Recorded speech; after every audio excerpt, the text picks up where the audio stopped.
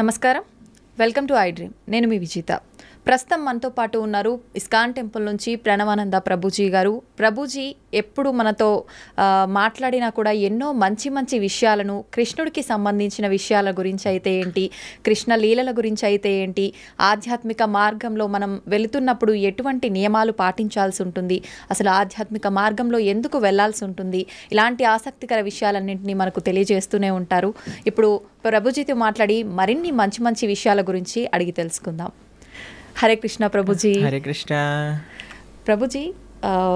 ఆధ్యాత్మిక మార్గం వైపు వెళ్తే మనకు అన్ని రకాలుగా బాగుంటుంది, భగవంతుడి దగ్గరికి మనం వెళ్ళొచ్చు, మోక్షం పొందొచ్చు అని చెప్పి మాట్లాడుకుంటూ ఉంటాం. అయితే ప్రభుజీ, చాలామంది ఆధ్యాత్మిక మార్గం వైపు వెళ్ళినా, ఎన్ని పూజలు చేసినా, ఎన్ని పుణ్యక్షేత్రాలు చేసినా వాళ్ళకున్న ఒత్తిళ్ళు మాత్రం అలానే ఉంటుంటాయి. మరి భగవంతుడి సేవలో ఉన్నప్పుడు, భగవంతుడి మార్గంలో ఉన్నప్పుడు ఒత్తిళ్ళు ఎందుకు ఉంటాయి? విముక్తి పొందాలి కదా ప్రభుజీ వాటి నుంచి. ఒక విషయం చెప్తాను మీకు. భగవంతుడి యొక్క సేవ వేరు, కోరికలతో భగవంతుడికి చేసే పూజలు వేరు. ఓకే. మనకి ఒత్తిడి పోవాలి అని అంటే ఫస్ట్ మన మనసులో ఉండే భారాలు ఏవైతే ఉన్నాయో అవి తగ్గించుకోవాలి. మీకు ఒక చిన్న విషయం చెప్తాను, అప్పుడు మీకు అర్థమవుతుంది.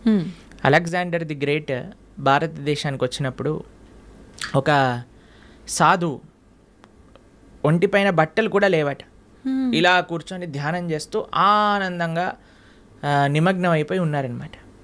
అయితే ఈ సాధువు అలెగ్జాండర్ని చూసి నించోని కూడా నించోలేదట. అయితే ఆయనకు చాలా కోపం వచ్చింది. అదేంటి, నేను ఇంత పెద్ద రాజును వస్తే నించోవట్లేదేంటి అని ఆయన ఏం చేశారు, ఒక వ్యక్తిని పంపించారు. ఆయన నించోమని చెప్పు అని అన్నారనమాట. ఆయన వెళ్ళారు. నేను ఎందుకు నించుంటా అని అన్నాడు. ఈయన హాయిగా అలా మళ్ళీ తపస్సు చేసుకుంటున్నాడు అనమాట. అలెగ్జాండర్ స్వయంగా వచ్చారు ఆయన దగ్గరికి. వచ్చి ఆయనతో అన్నారట, అయ్యా నా దగ్గర ఇంత సామ్రాజ్యం ఉంది, అయినా సరే నాకు భారంగా ఉన్నది, నీ దగ్గర బట్టలు కూడా లేవు, అయినా సరే నువ్వు ఇంత ఆనందంగా ఎలా ఉన్నావు, ఇంత ఆనందం నీ ముఖంలోనే కనిపిస్తూ ఉంది, ఎందుకింత వర్చస్సు, ఎందుకింత తేజస్సు, ఎందుకింత ఆనందం నీ దగ్గర ఉంది అని అడిగారట. అయితే ఈయన అన్నారట, ఒక చిన్న రాయి, ఇంతే రాయి కింద నుంచి తీసుకొని అలెగ్జాండర్ అన్నారట, ఇది నువ్వు పట్టుకోవచ్చా? అయితే అలెగ్జాండర్ అన్నారట, ఇంత చిన్న రాయి పట్టుకోవటంలో నాకేముంది, పట్టుకుంటాను, ఇవ్వండి అని చేతిలో పెట్టాడు. అలానే పట్టుకొని ఉంచు అని అన్నారట. ఇలా పట్టుకున్నారు. గంట సేపు అయింది, 2 గంటలు అయింది, 3 గంటలు అయింది. అలా టైం పెరుగుతూ ఉండేసరికి ఆయన చేతి మొత్తం కూడా ఎంత హెవీగా అనిపించిందంటే అంత హెవీగా లాస్ట్ కింద పడేశారు. అమ్మో నేను ఇంకా పట్టుకోలేను, అదేంటి ఇంత చిన్న రాయి నేను పట్టుకుంటాను, అచ్చేస్తా ఇంచేస్తాను అన్నావు కదా, ఇప్పుడేమైంది అని అంటే, అమ్మో చాలా కష్టం, చాలా కష్టం. సరే, ఒక చిన్న రాయే కొద్దిసేపటి తర్వాత ఎంత భారంగా మారిపోయింది మనకి. కానీ మనము భగవంతుడి దగ్గరికి ఎందుకు వెళ్తున్నాము? అయ్యా నాకు కొత్త కారు కొని ఇచ్చేసేయి, నాకు కొత్త ఇల్లు కొని ఇచ్చేసేయి, నాకు తొందరగా పెళ్ళి అయిపోవాలి, నాకు పిల్లలు కలగాలి, నాకు ఇంత ఆస్తి రావాలి, నాకు అది కావాలి, ఇది కావాలి అని ఇంకా భారాలు అడగడానికి మనం భగవంతుడి దగ్గరికి వెళ్ళామనుకోండి, ఎప్పుడు మనం ప్రశాంతంగా ఉండలేం. కానీ అదే స్వామి నిస్వార్థమైన ప్రేమతో, భక్తితో, భక్తి వేరు, కోరికలు కోరటం వేరండి. ఎప్పటి వరకైతే మనం భగవంతుడి నుంచి కోరికలు కోరుతామో అది భక్తి కాదు. అంటే మనసులో ఎటువంటివి లేకుండా నిస్వార్థమైన భావనతో, భగవంతుడి పట్ల ప్రేమతో కానీ మనం వెళ్తే అటువంటి వాడు ఎన్నటికీ కూడా ప్రశాంతత లేకుండా ఉండలేడు. ఆయనకి తప్పక ప్రశాంతత ఉంటుంది. ఎవరైతే నిస్వార్థమైన ప్రేమనే మనకి ప్రశాంతత, మీరు అంటున్నారు కదా, ఆ సాటిస్ఫాక్షన్ అనేది వస్తుంది. ఒక ఆయన అంటే చాలా తీర్థయాత్రలు చేస్తూ ఉండేవారట. చాలా తీర్థయాత్రలు చేస్తుంటే ఎందుకోసం చేసేవాళ్ళు, మాకు ఇది అయిపోవాలి, మాకు అది అయిపోవాలి, మాకు ఇది జరిగిపోవాలి, మాకు అది జరిగిపోవాలి అని తీర్థయాత్రలని చేస్తూ, అక్కడికి వెళ్తే పుణ్యం వస్తుందట, ఇక్కడికి వెళ్తే పాపం పోతుందట, దీంతో చేస్తుండే. అయితే వాళ్ళ గురువుగారు చాలాసార్లు చెప్పారు, నాన్న ఈ భావనతో వెళ్ళకు, అక్కడుండే భగవంతుడి యొక్క దర్శనం చేసుకోవడానికి వెళ్ళు, అక్కడ సాధువుల దగ్గర నుంచి మాటలు వినడానికి వెళ్ళు, ఆ క్షేత్రానికి సేవ చేయడానికి వెళ్ళు అని అంటే ఈయనకు అర్థం కాదు. నేను వెళ్ళాలి, మునగాలి, అన్ని దర్శనాలు చేసుకోవాలి, ఎందుకంటే పుణ్యం వచ్చేస్తుంది, పుణ్యం వచ్చేస్తుంది, పుణ్యం వచ్చేస్తుంది. అయితే ఈ గురువు గారు ఒకసారి ఏం చేశారంటే, ఒక కాకరకాయ ఇచ్చారట. కాకరకాయ ఇచ్చి, నాన్న నువ్వు వెళ్ళే పుణ్యక్షేత్రాలన్నింటిలో కూడా ఎక్కడెక్కడైతే నువ్వు స్నానం చేస్తావో అక్కడ అల్లా కూడా ఈ కాకరకాయకి స్నానం చేయించు అని అన్నారట. సరే అని మొత్తం ప్రతి క్షేత్రాన్ని గంగా, యమున, గోదావరి, కావేరి అన్నిట్లో స్నానం చేసి తీసుకొచ్చారట. వచ్చి మళ్ళీ ఆశ్రమానికి తిరిగి వచ్చేసరికి ఆ గురువుగారు అన్నారట, నాన్న ఈ కాకరకాయని కొద్దిగా ముక్కలు ముక్కలు చేసి కొద్దిగా వండు అని అనేసరికి వండి చూసేసరికి ఆ కాకరకాయ చేదుగానే ఉంది. కాబట్టి దాని యొక్క గుణం పోయిందండి. గంగలో స్నానం చేసాం, యమునలో స్నానం చేసాం, పోలేదు కదా. ఎప్పటి వరకైతే మనం నిజమైన ఆధ్యాత్మిక మార్గము అని అంటే ఏమిటి? శ్రవణం కీర్తనం విష్ణు స్మరణం పాద సేవనం అర్చనం వందనం దాస్యం సాఖ్యమాత్మ నివేదనం. ఈ నవవిధ భక్తి మార్గాలలో మనం ఉండమో అప్పటి వరకు మన హృదయ శుద్ధీకరణ అనేది జరగదు. ఎంతవరకైతే మన హృదయ శుద్ధీకరణ అనేది జరగదో అప్పటి వరకు మనకు ప్రశాంతత ఉంటుంది అనమాట. అలాంటి తీర్థయాత్రకి వెళ్ళటం తప్పని చెప్పట్లేదండి. ఏ భావనతో వెళ్ళాలి? సేవా భావనతో వెళ్ళాలి. ఏ భావనతో వెళ్ళాలి? భగవంతుడి పట్ల ప్రేమతో వెళ్ళాలి. ఏ భావనతో వెళ్ళాలి? అక్కడ నుంచి ఏం నేర్చుకోవచ్చు, ఏం తెలుసుకోవచ్చు అనే భావనలోకి వెళ్ళాలి. కానీ ఏదో పుణ్యం వచ్చేసేయాలి, పాపం పోవాలి, ఏదో సైట్ సీయింగ్గా ఇలా వెళ్తే ఏం ప్రయోజనం లేదు. ఇప్పుడు చూడండి, ఏ క్షేత్రాలకు వెళ్ళినా మనం 4 ధామ్లో చూస్తూ ఉన్నాం. అందరు కూడా కెమెరాలు పట్టుకొని రికార్డింగ్స్ చేయడానికి, వ్లాగింగ్స్ చేయడానికి వెళ్తున్నారట. అవును ప్రభు. కేదార్నాథ్, బద్రీనాథ్ ఇలాంటి క్షేత్రాలన్నిటికీ కూడా బృందావనంలో అందరు రీల్స్ చేయడానికి వెళ్తున్నారు. ఇలా చేస్తే మనకి భక్తి ఎటువంటి ప్రయోజనం రాదండి. ఇంకా మనల్ని కర్మబంధంలో ఇంకా చిక్కుకుంటాం, కానీ మనం చర్మబంధం వీడలేము. కానీ ఎప్పుడైతే మనం సాధువుల దగ్గర నుంచి శ్రద్ధగా వింటామో, ఎప్పుడైతే మంచి విషయాలు స్మరిస్తామో, ఎప్పుడైతే చక్కగా జపం చేస్తామో భగవన్నామాన్ని, ఎప్పుడైతే భాగవత రామాయణాదులు చదువుతామో అప్పుడు నిజమైన శుద్ధీకరణ అనేది జరుగుతుంది. అప్పుడు నిజమైన ఒత్తిడి, స్ట్రెస్ అని ఏవేవో అంటున్నాం కదా, అవన్నీ పోతాయి. ఆనందంగా మనం భగవంతుడి దగ్గర ఉండొచ్చు. ఓకే ప్రభుజీ, కొంతమంది అనుకుంటారు నేను భగవంతుడి ధ్యాసలోనే ఉండాలి, ఆయన మొత్తం ఆయనకే అంకితం అయిపోవాలి అంటే కుటుంబ వ్యవహారాల్లో ఉంటుంటారు. కానీ ఎక్కువగా నేను ఆధ్యాత్మికం వైపు నడవాలి అనుకుంటున్నాను అనుకున్నా కూడా మనసు అనేది ఏకాగ్రత ఉండదు. అటువంటి వారు ఏం చేయాలి ప్రభుజీ? ఇలాంటివన్నీ గొడవలైనాక నెక్స్ట్ మూమెంట్ అనిపిస్తుంది నిజంగానే. తర్వాత అయిపోయాక అంతా బాగుంది దేవుడి పక్కన మనము మన సంసారంలో ఉంటాం. అవునవును, దీన్ని శ్మశాన వైరాగ్యము అని అంటారు.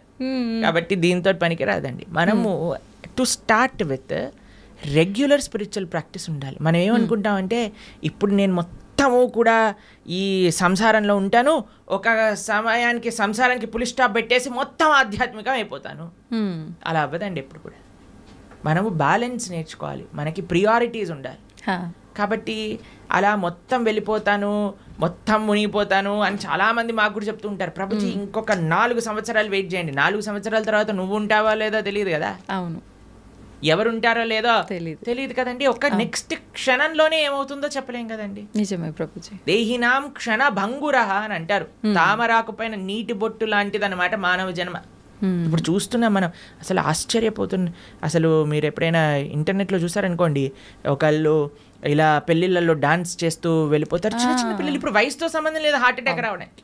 అలానే ఎవరికైనా వస్తుంది అని కాదండి, మనకి తెలియదు ఎవరికి ఏమవుతుందో అనే విషయం. అవును. కాబట్టి మనం ఏమంటున్నామంటే ఒకనాడు ఇలా చేస్తాము, ఒకనాడు అలా చేస్తాము అన్నదానికంటే మనకి ఇప్పుడున్న సమయంలో కొద్దిగా సమయం భగవంతుడి కోసం తీయండి, కొద్దిగా సమయం వెచ్చించండి భగవంతుడి కోసము. ఓకే, వెచ్చించి చక్కగా దాన్ని మంచి ఆధ్యాత్మిక మార్గంలో యూజ్ చేయండి. ఎందుకంటే అదే మనకి శాశ్వతమైన ఫలితాన్ని ఇస్తుంది. స్వల్పమప్యస్య ధర్మస్య త్రాయతే మహతో భయాత్ అని కృష్ణుడు భగవద్గీతలో చెప్పారు. నువ్వు ఇంత చేస్తే నీకు ఇంత ఇస్తా, ఇంతగా కృష్ణుడు స్వీకరిస్తాడటండి. ఇంత చేస్తే మనం ఇంత చేస్తే భగవంతుడు ఇంత అనుకుంటాడట దాన్ని. కానీ ఈ ప్రపంచంలో వాళ్ళకి ఇంత చేసినా సరే వాళ్ళు అనుకుంటారు ఏం చేశాడు వీడు నాకు, పెళ్ళిళ్ళల్లో ఇలానైనా మమ్మల్ని చూసుకునేది, అలానైనా మమ్మల్ని చూసుకునేది అని కొట్లాటలు పెట్టడానికి జనాలందరూ రెడీగా ఉంటారు. కానీ భగవంతుడు రివర్స్. కానీ మనం ఈ ప్రపంచంలో ఉండే వాళ్ళందరినీ సాటిస్ఫై చేయడానికి ప్రయత్నం చేస్తున్నాం, ఈజీగా సాటిస్ఫై అయ్యే భగవంతుని వదిలేస్తున్నాం. అది మనం చేసేదన్నమాట. కానీ మనం ఏమంటున్నామంటే బ్యాలెన్స్డ్గా ఉండండి, మంచిగా ప్రతిరోజు కొద్ది సమయమైనా గీత చదువుకోవడానికి. మీరు చూడండి, ఏ మతం వాళ్ళైనా అండి చిన్నప్పటి నుంచి పిల్లలకి నేర్పిస్తారు వాళ్ళ మతం ఏంటి, వాళ్ళ సాంప్రదాయం ఏంటి, అసలు వాళ్ళ పుస్తకాలు ఏంటి, పుస్తకాలు చదవటం కానీ వాళ్ళ యొక్క ఉత్సవాలు. మనకి ఎప్పుడు చిన్నప్పటి నుంచి ఎంజాయ్మెంట్ ఎంజాయ్మెంట్ ఎంజాయ్మెంట్ ఎంజాయ్మెంట్ తప్ప మిగతాది ఏమీ మనం నేర్పించట్లేదు. ఎంతమంది తల్లిదండ్రులు పిల్లలకి గీతా భాగవతాదులు చెప్తున్నారు చెప్పండి ఒకసారి? చాలా తక్కువగా ప్రభుజీ. అప్పుడు మన ధర్మం ఎలా ముందుకెళ్తుంది చెప్పండి? కాబట్టి మనం జాగ్రత్తగా కొద్దిగా టైం తీసుకొని ప్రతిరోజు కానీ మనం చదువుతూ పిల్లలకి చెప్తూ ఉంటే అప్పుడు కరెక్ట్ సమాజం అనేది మంచిగా ఉంటుంది, దృఢంగా ఉంటుంది. అది ముఖ్యం అన్నమాట. ఓకే ప్రభుజీ, వింటుంటాం సాధారణంగా పెద్దవాళ్ళు అంటుంటారు వీడు కారణ జన్మురా అని చెప్పి. అసలు నిజంగా కారణ జన్ములు అంటే ఎవరు ప్రభుజీ? సృష్టిలో ఉన్న ప్రతి ఒక్కరూ కారణ జన్ములే అంటారా? కారణ జన్ములు అనేదానికంటే కర్మ జన్ములు అనటం బెటర్ ఏమో, ఎందుకంటే అందరూ వాళ్ళ కర్మ ఫలితంగా జన్మిస్తూ ఉంటారు. కారణ జన్మలు అని అంటే ఎవరైతే మహానుభావులు ఉంటారో, మహాభక్తులు ఉంటారో, ప్రపంచంలో ఉండే వాళ్ళందరినీ భక్తి మార్గంలో ధార్మికంగా నడిపించడానికి ప్రయత్నం చేస్తూ ఉంటారో, వాళ్ళ ఆచరణ ద్వారా శాస్త్ర అధ్యయనం ద్వారా 10 మందికి మంచి చేయడానికి ప్రయత్నం చేస్తుంటారు. అటువంటి మహానుభావులు కారణ జన్ములుగా మనం చెప్పొచ్చు. ఎంతో మంది మహానుభావులు మన భారతదేశంలో కారణ జన్ములుగా ఒక ప్రయోజనం కోసం అవతరించిన వాళ్ళు ఉన్నారు. మన ఆచార్యులు జగద్గురు శంకరాచార్యులు కానీ, జగద్గురు మధ్వాచార్యులు కానీ, జగద్గురు రామానుజాచార్య స్వామి వారు, శ్రీ చైతన్య మహాప్రభు, వల్లభాచార్యులు, శ్రీల ప్రభుపాదులు వారు, ఇటువంటి మహానుభావులు జన్మిస్తారు. వాళ్ళని కారణ జన్ములు అని అంటారనమాట. కానీ మనలాంటి జీవులందరం కూడా మన కర్మ ఫలితాన్ని అనుభవించడానికి జన్మించిన వాళ్ళమే అనమాట. మనం చేసుకున్న పుణ్య పాపాలను అనుభవించడానికి ఈ ప్రపంచంలోకి వచ్చాం. కాబట్టి కర్మ వల్ల జన్మించే జీవులందరూ కూడా కారణ జన్ముల యొక్క మార్గాన్ని అనుసరించాలి. వాళ్ళు చూపించిన మార్గాన్ని, వాళ్ళు ఇడిపిచ్చిపెట్టిన లెగసీ ఏదైతే ఉందో దాన్ని ఫాలో అవటం వల్ల, వాళ్ళ టీలింగ్స్ ఫాలో అవటం వల్ల మనం కూడా జన్మలేని ఒక చక్కటి భగవంతుడి యొక్క లోకానికి చేరుకోగలుగుతాం అనమాట. కాబట్టి ఆచార్యులు కారణ జన్ములు, వాళ్ళకి కర్మ లేదండి. ఏ మహా భగవద్భక్తుడు ఆవిర్భవించినప్పుడు భగవంతుడు స్వయంగా ప్రేరణ చేస్తే, అయ్యా నువ్వు వెళ్ళి జనాలను ఉద్ధరించు అని చెప్తే కానీ వాళ్ళు రారు.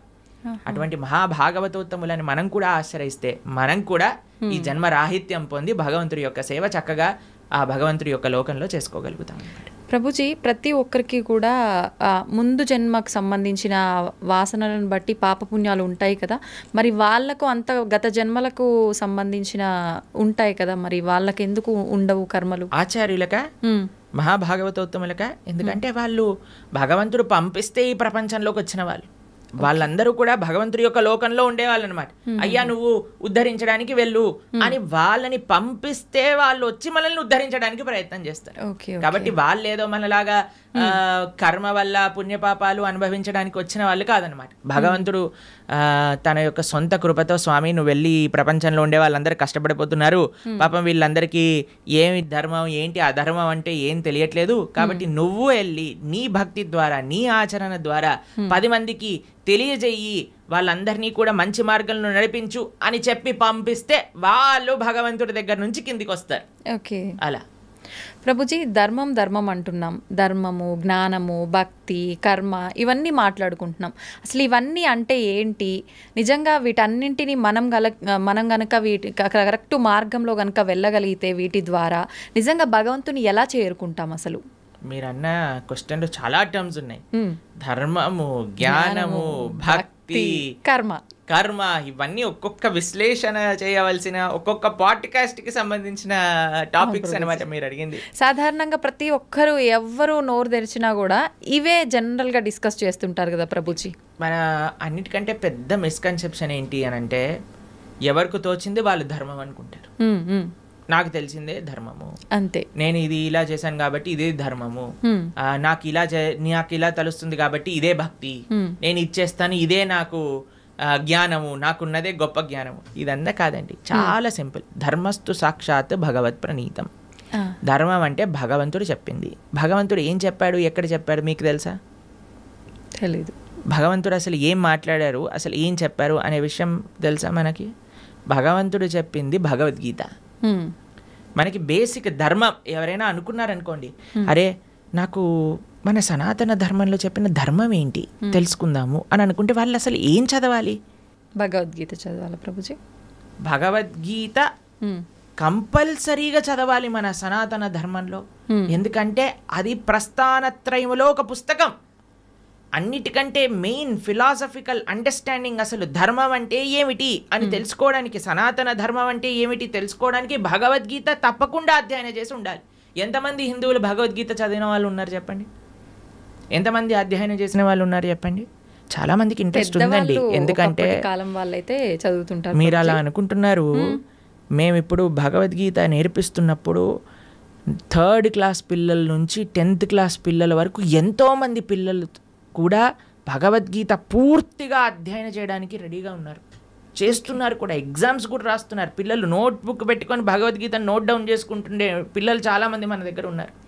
మా యూట్యూబ్ ఛానల్లో మేము భగవద్గీత చెప్పినప్పుడు సుమారుగా 10 లక్షల మంది వీక్షించారు. కాబట్టి ఉన్నారు జనాలు, కానీ ఆ అవేర్నెస్ ఇంకా పెరగాలి. అవును, భగవంతుడు చెప్పింది ధర్మం కానీ ఇక్కడ అక్కడ చెప్పింది ధర్మం కాదు, వీడు వాడు చెప్పింది ధర్మం కాదు. భగవంతుడు చెప్పిన ధర్మానే మనం మాట్లాడాలి. ఇప్పుడు మీరు అడగచ్చు, ప్రభుజీ మరి మీరు చెప్పింది ఎందుకు మేము వినాలి? ఎందుకంటే భగవద్గీతలో చెప్పినది మాత్రమే, భాగవతాది శాస్త్రములలో చెప్పినది మాత్రమే మేము ప్రస్తావన చేస్తాం. మా సొంతంగా ఒక్కటి కూడా అటు ఇటు కల్పించి చెప్పామనుకోండి, అది ధర్మం అవ్వదు అనమాట. ధర్మం అంటే భగవంతుడు చెప్పింది ధర్మము, అది చెప్పేవాళ్ళు ధార్మికులు, దాన్ని ఆచరించే వాళ్ళు ధార్మికులు. ఇది ముఖ్యమైన విషయం అనమాట. కాబట్టి ధర్మం అంటే ఏంటి? భగవంతుడు చెప్పింది ధర్మం. భగవంతుడు ఏమి చెప్తే అది ధర్మము. ఓకే. తర్వాత రెండవ విషయం మీరు అడిగారు, ఏంటి? జ్ఞానం. జ్ఞానం అంటే ఏంటి? భగవంతుడు గురించి తెలుసుకోవటమే జ్ఞానం. ఎవరైతే భగవంతుడి గురించి తెలుసుకుంటారో, భగవంతుడు చెప్పింది భగవద్గీత అనుకున్నాం, మరి భగవంతుడి గురించి తెలుసుకోవాలంటే ఏ పుస్తకం చదవాలి? భాగవతం చదవాలి. భాగవతం భగవంతుడి గురించి చెప్పేది, భగవద్గీత భగవంతుడు చెప్పినది. ఈ రెండూ కానీ మనం చదువుకున్నాం అనుకోండి, మనకి భగవంతుడు అంటే ఏమిటి, అసలు భగవంతుడు మనల్ని ఎందుకు సృష్టించారు, అసలు మన కర్తవ్యములేంటి, భగవంతుడిని ఎలా పొందాలి, భగవంతుడికి మనకి ఉండే సంబంధం ఏంటి, అన్ని విషయాలు అర్థమైపోతాయి అన్నమాట. కాబట్టి జ్ఞానము ధర్మము ఈ రెండు మనం విన్నాం. తర్వాత మూడవది మీరు అడిగినారు భక్తి. భగవంతుడిని చేరే మార్గమే భక్తి. భగవంతుడిని చేరుకోవడానికి ఎన్నో మార్గాలు ఉన్నాయి. అన్నిటికంటే సులభమైనది, అన్నిటికంటే శ్రేష్టమైనది, అన్నిటికంటే ఆనందకరమైనది, అన్నిటికంటే సులభమైనది, అన్నిటికంటే మహోన్నతమైనది ఏదన్నా ఉంటే అది భక్తి మార్గము. తర్వాత లాస్ట్ మీరు అడిగింది కర్మ. మనం చేసే దాన్ని అన్నిటికీ కూడా మనకి రివర్స్లో మరి చేసిన దాన్ని వస్తుంది. ఇది బేసిక్ డెఫినేషన్. కర్మ ఈజ్ వెరీ కాంప్లికేటెడ్, కానీ మనం చేసిన దాని నుంచి మనం తప్పించుకోలేము. ఇది గుర్తుపెట్టుకోవాలి. మనం చేసిన పుణ్యము మనకు వస్తుంది, మనం చేసే పాపము మనకు వస్తుంది, మనం చేసిన భక్తి యొక్క సుకృతి కూడా మనతో పాటు ఉంటుంది. ఇది అర్థం చేసుకోవటం కర్మ. ఇది చాలా డీప్ విషయాలు. మళ్ళీ ఎప్పుడైనా మనకి సమయం ఉన్నప్పుడు కర్మ గురించి, జ్ఞానం గురించి, భక్తి గురించి, అలానే ధర్మం గురించి ఇంకా మనం డీప్గా డిస్కస్ చేసుకోవచ్చు అనమాట. ప్రభుజీ, భక్తి అంటున్నాం. అసలు భక్తి అంటే భగవంతుడికి శరణాగతి చేయడమే అంటారా ప్రభుజీ? సర్వధర్మాన్ పరిత్యజ్య మామేకం శరణం వ్రజ. కరెక్ట్. భక్తి అంటే భగవంతుడికి శరణాగతి చేయడం. అసలు శరణాగతి అంటే ఏంటి? స్వామి నీవు నచ్చింది చెయ్యి, నీకు నచ్చింది, నీకు ఏది కరెక్ట్ అనిపిస్తే అది చెయ్యి. ఒక బేసిక్ ఆస్పెక్ట్ ఆఫ్ శరణాగతి ఏంటి అని అంటే, భగవంతుడి పట్ల మనం డిమాండ్ చేయకూడదు, నాకు ఇది మంచిది ఇదే చేయాలి నువ్వు. అలా కాదు, అయ్యా నువ్వు ఏం చేసినా సరే నాకు మంచే చేస్తావు అని మన మనసులో ఉండే భావన. అవశ్య రక్షివో కృష్ణ, నువ్వు తప్పకుండా నన్ను రక్షిస్తావు స్వామి, నువ్వేం చేసినా కరెక్టే చేస్తావు, కాబట్టి నువ్వు నచ్చిందే చెయ్యి తండ్రి అని ఫస్ట్ అన్నిటికంటే బేసిక్ విషయం చెప్తున్న శరణాగతిలో. కనీసం ఇది భగవంతుడి దగ్గర అనగలగాలి. కానీ భగవంతుడి దగ్గరికి ఇప్పుడు పూజలు, వ్రతాలు, నోములన్నీ స్టార్ట్ అయిపోతున్నాయి కదా. ఈ నోములో ఇది చేస్తే నాకు ఈ ఫలితం వస్తుంది, ఏ నోము చేస్తే నాకు ఏ ఫలితం వస్తుంది, ఈ స్తోత్రం చదివితే నాకు ఇది అవుతుంది, ఆ పూజ చేస్తే నాకు అది అవుతుంది, ఇన్ని వారాలు ఇది చేస్తే నాకు ఇది అయిపోతుంది. సారీ సార్, ఇది భక్తి కాదు, ఇది కేవలం పూజ, ఆరాధన కాదు. పూజ చేస్తే పుణ్యం వస్తుంది, ఆరాధన చేస్తే భగవంతుడి యొక్క కృప, భగవంతుడి పట్ల ప్రేమ పెరుగుతుందన్నమాట. కాబట్టి తిరువారాధన అని మనము భగవద్భక్తి సాంప్రదాయంలో అంటాం. స్వామి యొక్క ఆరాధన అనేది యూజ్ చేస్తాం. ఆరాధన అంటే ఎప్పుడైతే ప్రేమ ఉంటుందో, అక్కడ ఎటువంటి అపేక్ష ఉండదో అది ఆరాధన అవుతుంది. కానీ నాకు ఇది కావాలి అని మనం చేస్తే అది పూజ అవుతుంది. దానివల్ల పుణ్యం మాత్రమే వస్తుంది, భక్తి రాదు. కాబట్టి మీరు అన్నట్టుగా భగవంతుడి యొక్క పూజ చేయటము లేదా భగవంతుడి యొక్క ఆరాధన చేయడం యొక్క అన్నిటికంటే గొప్ప ఫలితం ఏంటి అని అంటే భగవంతుడికి శరణాగతి చేయుట. స్వామి నేను నీ వాణ్ణి, నీకు చెందిన వాణ్ణి, నువ్వు నాకు ఏం చేసినా సరే అది తప్పకుండా కరెక్టే చేస్తావు అని భగవంతుడికి కంప్లీట్ శరణాగతి, శ్రీకృష్ణ భగవానుడికి కంప్లీట్గా శరణాగతి చేయుట, దాన్నే భక్తి అని అంటారు. చాలా కరెక్ట్గా చెప్పారు మీరు. ఆ భావన చాలా శ్రేష్టమైన భావన, అందరూ అలవర్చుకోవాల్సిన భావన అది. ప్రభుజీ, ఒక జీవి ముక్తి పొందాలి అంటే మీరు చెప్పినట్టుగా భగవంతుడికి శరణాగతి చేస్తే ముక్తి పొందొచ్చు అంటారా? అదే మార్గం. భగవంతుడి దగ్గరికి వెళ్ళడానికి, భగవంతుడి యొక్క సేవ చేయడానికి మార్గమే భక్తి శరణాగతి. ఇంకే మార్గం లేదు. భగవంతుని చేరుకోవడానికి అన్నిటికంటే ఈజియెస్ట్ మార్గం, అన్నిటికంటే బెస్ట్ మార్గం ఏదన్నా ఉంటే అది భక్తియే. ఆ భక్తి తప్ప సమాశ్రితాయై పదపల్లవప్లవం మహత్పదం పుణ్య యశోమురారే భవాంబుదిర్వత్స పదం పరం పదం పదం పదం యద్విపదాం న తేషాం అని అంటారు. సమాశ్రితాయై అంటే శరణాగతి చేయటం. ఎవరైతే భగవంతుడి యొక్క శ్రీచరణాలను ఆశ్రయిస్తారో అటువంటి వాడికి ఏమవుతుందట, ఇంత పెద్ద సంసార సాగరం అంటాం కదండి, సంసార సాగరంలో కొట్టి ముట్టాడుతున్నాం అంటారు కదా, ఆ సంసార సాగరం ఎంతైపోతుందట అంటే ఒక గోవు దూడ పాదం ఉంటుంది కదండి, దూడ కానీ బురదలో పాదం పెట్టింది అనుకోండి, ఇంత చిన్న హోల్ అవుతుంది. దాంట్లో ఎంత నీళ్లు ఉంటాయి? తక్కువగా ఉంటాయి. అన్ని నీళ్ళు అయిపోతుందంటే ఈ సంసార సాగరం మొత్తం ఎవరైతే భగవంతుడికి శరణాగతి చేస్తారు. అంత నీటిని ఎంత సులభంగా దాటొచ్చండి, ఒక పాదం పెడితే సరిపోతుంది, దాటి అంతే. అలా సంసారాన్ని దాటేయచ్చట ఎవరైతే భగవంతుడి యొక్క పాదాలకు శరణాగతి చేస్తారు. కాబట్టి ముక్తి కావాలి, భగవంతుడి దగ్గరికి వెళ్ళి భగవంతుడి యొక్క సేవ చేసుకోవాలి అని అనుకున్న వాళ్ళకి ఏకైక మార్గం ఏమిటి అని అంటే అది భక్తి శరణాగతి మాత్రమే. ఇంకా ఏ మార్గము పని చెయ్యదు. ఓకే ప్రభుజీ, మోక్షం అంటుంటాం, ముక్తి మోక్షం ఒకటేనా? ఇవి రెండూ కూడా భగవంతుని చేరుకోవడాన్నే ముక్తి మోక్షం అని అంటారా? ఎస్, ముక్తి మోక్షము అని అంటే చాలా మందికి ఒక మిస్కన్సెప్షన్ ఏముంటుంది అని అంటే భగవంతుల్లోకి వెళ్ళి కలిసిపోవటము అని అనుకుంటారు, ఐక్యం అయిపోవటము అని అంటారు. చాలా మంది ఈ మాట వాడుతూ ఉంటారు అనమాట. ఐక్యం అయిపోవాలి భగవంతుడి లోపల. మనం ఏమి భగవంతుడి లోపల ఐక్యం అవ్వడానికి పుట్టలేదండి. జీవులం అందరూ కూడా జీవేర స్వరూప హోయ్ కృష్ణేర నిత్య దాస్, మనందరం కూడా భగవంతుడి యొక్క సేవ చేయడానికి ఉన్నాం. ఇప్పుడు చూడండి, ఒక చిన్న పిల్ల ఉంది, ఆవిడికి అమ్మ అంటే చాలా ప్రేమ ఉన్నప్పుడు ఆ చిన్న పిల్ల వచ్చి అమ్మతోటి, అమ్మ మళ్ళీ నేను నీ పొట్టలోకి దూరిపోతాను, నీ శరీరంలోకి వెళ్ళిపోతాను అని అంటే, ఒరే శరీరంలోకి వెళ్ళటం ఏంట్రా, నువ్వు అమ్మ అంటే ప్రేమ ఉంది అని అంటే నువ్వు ఏదో ఒక సేవ చేయాలి. అమ్మకి నచ్చినట్టుగా ఉండాలి, అమ్మకి నచ్చే విధంగా ఉండాలి. అదే సేవ కదండి. అమ్మ పొట్టలోకి వెళ్ళిపోవటం ప్రేమనా, లేదా అమ్మకి నచ్చే పనులు చేయటం ప్రేమనా? నచ్చే పని చేయటం. కాబట్టి భగవంతుడి యొక్క భక్తి, భగవంతుడి ముక్తి అని అంటే భగవంతుడు లోపలికి వెళ్ళిపోవాలి అని కోరుకోవటం కాదు, భగవంతుడినే అయిపోవాలి అని చాలా మంది అనుకుంటూ ఉంటారు అనమాట. కానీ అది కాదండి ముక్తి అంటే. ముక్తి అంటే భగవంతుడి యొక్క సేవ చేయటం. భగవంతుడి యొక్క సేవ కాదు, భగవంతుడి యొక్క భక్తుల యొక్క సేవ. భగవంతుడి యొక్క భక్తుల యొక్క సేవ కాదు, భగవంతుడి యొక్క భక్తుల యొక్క భక్తుల యొక్క సేవ. భగవంతుడి యొక్క భక్తుల యొక్క భక్తుల యొక్క సేవ కాదు, భగవంతుడి యొక్క భక్తుల యొక్క భక్తుల యొక్క భక్తుల యొక్క సేవ. దాసానుదాసో తవ పాదేయిక మూలం, ఇది ముక్తి అని అంటే. మనం చాలామందికి ప్రశ్న, ఒకవేళ మనకి ముక్తి వచ్చేసింది అనుకోండి, భగవంతుడి దగ్గరికి వెళ్ళిపోవాలి, ఏం చేస్తాము? సేవ చేసుకుంటాం. ఎస్, సేవ చెయ్యాలి అనే వాళ్ళకే అక్కడికి అలౌడ్ ఉంటుంది, లేకపోతే అలౌడ్ ఉండదు అనమాట. నేను కూడా మీరు వైకుంఠానికి ఎందుకు వెళ్తున్నారండి అని వీసా స్టాంపింగ్ వాళ్ళు అడిగారు అనుకోండి, ఏం లేదండి మేము కొద్దిగా మాకు వైకుంఠం చూసి రావాలని ఉంది అనుకోండి, రిజెక్ట్ అనేసిస్తారు. టూరిస్ట్గా వెళ్ళలే మనం వైకుంఠానికి, పర్మనెంట్ రెసిడెంట్ గానే వాళ్ళు వీసా ఇస్తారు. ఆ పర్మనెంట్ రెసిడెంట్లో కూడా పర్మనెంట్ ఎంప్లాయ్మెంట్ ఉంటుంది అన్నమాట మనకి భగవంతుడి యొక్క సర్వీస్. ఎవరైతే ఎంజాయ్మెంట్ మెంటాలిటీ ఉంటుందో వాళ్ళకి పరలోకానికి అలౌడే ఉండదు. ఎవరైతే సేవా భావనలో ఉంటారో వాళ్ళకి మాత్రమే భగవంతుడి దగ్గరికి అలౌడ్ ఉంటుంది. ప్రభుజీ, జీవాత్మ అంటుంటారు, జీవుడు జీవాత్మ రెండు ఒకటేనా, వేరు వేరంటారా? ఎస్, మనకి 3 రకాల శరీరములు ఉంటాయి. ఇప్పుడు మీరు చూసే దాన్ని స్థూల శరీరము అని అంటారు. అంటే చర్మము, బ్లడ్, బోన్స్ వీటన్నిటితో ఉండే స్థూల శరీరం అంటారు.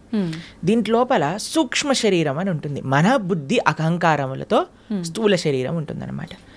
దాని లోపల స్థూల శరీరం, సూక్ష్మ శరీరం, దాని లోపల మనకి కారణ శరీరము అని అంటారు. దాన్ని ఆత్మ, జీవాత్మ అని అంటారు.